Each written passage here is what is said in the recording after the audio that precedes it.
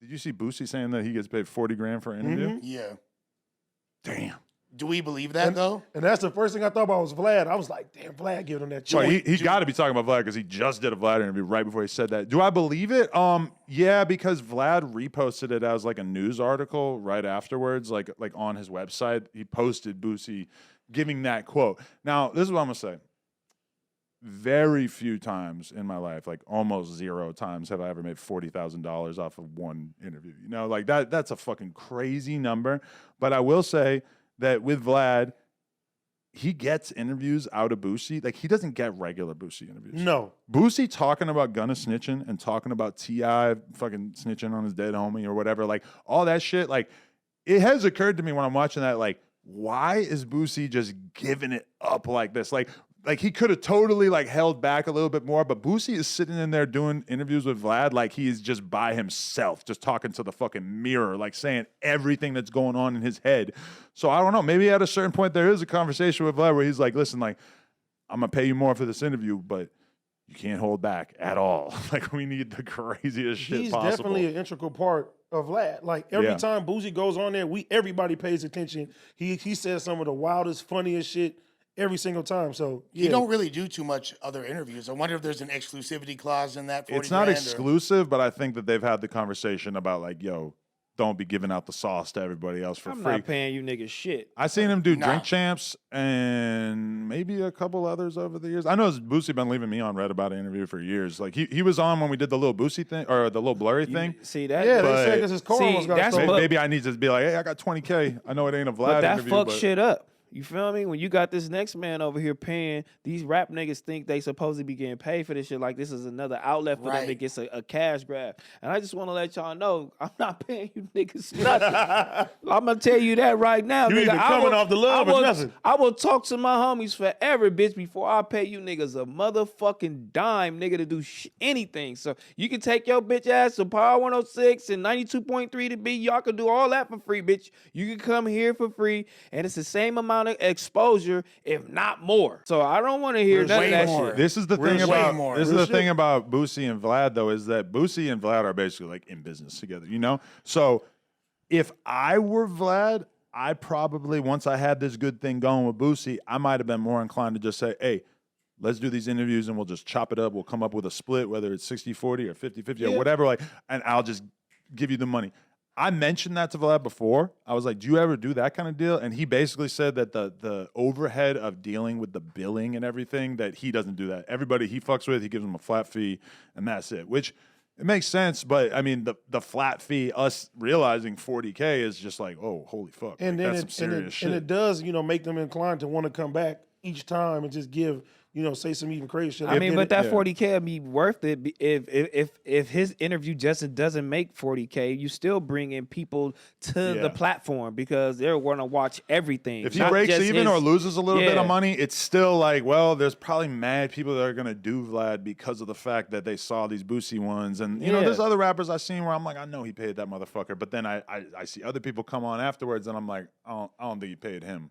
But I think he's here because he saw so-and-so do it. I mean, if somebody's a recurring person on your platform and it's working every single time, of course, it'd be like, you know what? Let's find a way to keep making this a great business relationship. The thing I'm fascinated by is just like, all right, I can imagine the first time that Boosie was like, hey, Vlad, I need some money for this interview. And Vlad was like, all right, I'll give you 5K.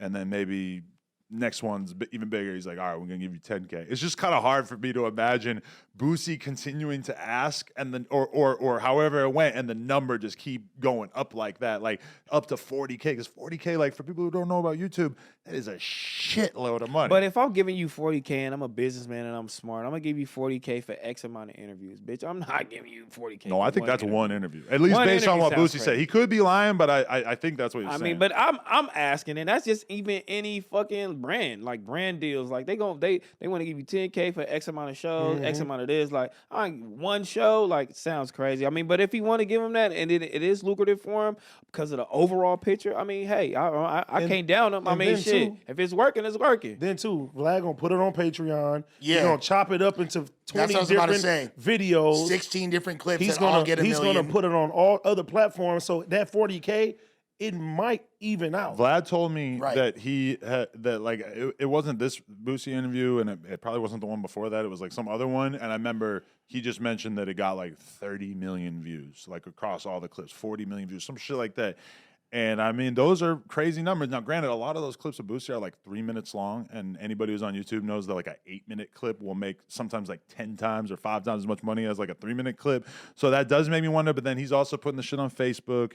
You know, it's like a bunch of different shit. And I think Vlad just has like a real long-term mentality in the sense that like if he does lose money on it in the short term, I feel like Vlad is somebody who's just like whatever. Like, and let's be real, like the Boosie Vlad combo is like one of the best duos in hip hop in the sense that they just keep doing numbers over and over and over. And a lot of times they're doing like 6-7 fucking interviews in a year. Like they do an interview, get a month worth of clips, and then boom, to run it back immediately after. And hats off to Vlad for thinking of shit that's interesting to ask him still, because for me, I don't even know what I would really ask Boosie at this point. Well, he's like doing social commentary basically now, right? Well, but everything that you could ever want to ask Boosie is kind of out the window. I think you're not gonna like think of too many things to be able to ask him that would like surprise him, right?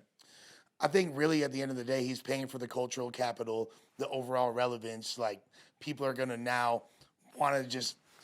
Vlad is the go-to source for that type of content, and he has like a recurring cast of interviewees like that always. Tony Yayo on the list now, yeah. Yeah, before it was Lord Jamar, before they fell out and all that. China Mac for a second, like so, like it's like just it's the same thing as essentially No Jumper paying its podcasters as employees. It's just like the little side characters. It's just he never has like a consistent thing with people. Like if Boosie stopped delivering and the Boosie interviews started to do dog shit views, he would just probably move on, or because I've seen him do it. Like I've seen Vlad do an interview with somebody, have it go crazy, and then he'll interview him again immediately, goes crazy, interview him immediately again, not doing so good. All of a sudden, the interviews get a lot more spaced out, you know. But then with somebody like Tony Yayo or Boosie, I mean, Vlad is in there, and you know, it's like if you want people to be exclusive to you like that, and if you want to fucking keep running those interviews back over and over, you're definitely gonna have to break bread with them. I guess I was just surprised at 40K because it's realistically like 2 hours of Boosie's time. He's literally interviewed everybody involved in the whole Tupac saga. It's like he's done everything short of having a seance and interviewing Pac's ghost. He's literally had every single character, like to the point. He's had BG Knockout on there like 5 times, you know, like More than that over the Yeah, years, yeah. yeah. But that was the thing is like when I look at Vlad, I'm like, damn, like he's been doing content way longer than me, and he was focused longer than me. Like he got the game. Like the whole thing that I get now of like, oh, if you meet somebody with a dope personality, you should try to like build out consistent content with them. He just figured that out a long ass time ago, bro. One of his biggest interviews was fucking what's his name, Slim Jesus. He ran those Slim Jesus interviews back to back to back to back. He probably made millions off fucking Slim Jesus. I think that's still his most viewed clip. Yeah, I think so too. Is the one where he like said, "I'm not really a gangster." When Slim Jesus was doing his thing, I don't even think I had a podcast. I was just watching YouTube videos and laughing.